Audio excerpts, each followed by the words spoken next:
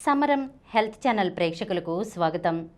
మనం డాక్టర్ సమరం గారు రచించినటువంటి వ్యాధులు పథ్యాలు అనే పుస్తకంలో నుండి క్రిందటి ఎపిసోడ్లో లివర్ పెరిగితే ప్రమాదమా, పథ్యం ఏమిటి అనే విషయం గురించి తెలుసుకున్నాం కదా. ఈరోజు ఎపిసోడ్లో మూత్రపిండాల్లో రాళ్ళు ఉంటే తినకూడనివి ఏంటి అనే విషయం గురించి తెలుసుకుందాం. కొందరికి మూత్రపిండాల్లో మూత్రవాహికల్లో రాళ్ళు ఏర్పడతాయి. ఈ రాళ్ళు కాల్షియం, యూరిక్ యాసిడ్, ఫాస్ఫేట్, ఆక్సలేట్కి సంబంధించినవి అవుతాయి. చాలామందిలో ఈ రాళ్ళు ఏర్పడటానికి స్పష్టమైన కారణం కనపడదు.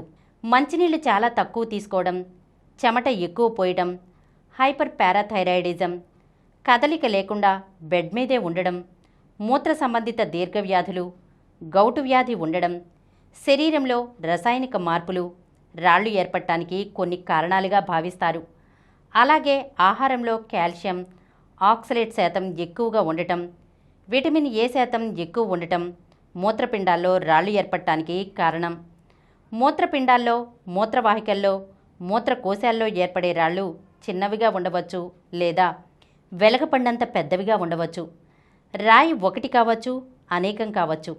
రాయి పెద్దదిగా ఉంటే బాధ ఎక్కువ, చిన్నదిగా ఉంటే తక్కువ అనే తేడా ఉండదు.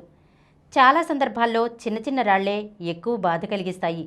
పెద్ద పెద్ద రాళ్ళు సైలెంట్గా ఉంటాయి.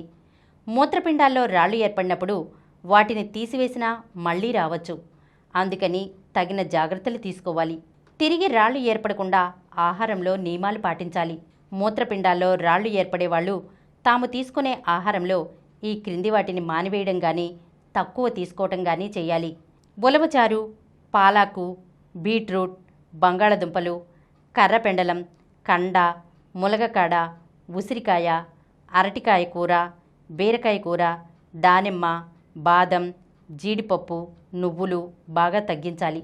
మంచినీళ్ళు ఎక్కువ త్రాగాలి. ఈరోజు మనం మూత్రపిండాల్లో రాళ్ళు ఉంటే తినకూడనివి ఏమేంటో తెలుసుకున్నాం కదా. వచ్చే ఎపిసోడ్లో కుక్క కరిస్తే పథ్యం ఏమిటి, మందేమిటి అనే విషయం గురించి తెలుసుకుందాం. ఈ కార్యక్రమం మీకు ఎంతో నచ్చింది కదా.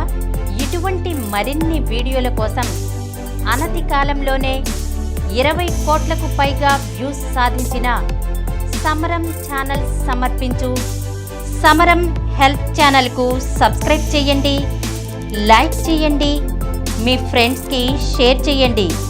అలాగే ప్రక్కనున్న గంట సింబల్ని ప్రెస్ చేయడం మర్చిపోకండి.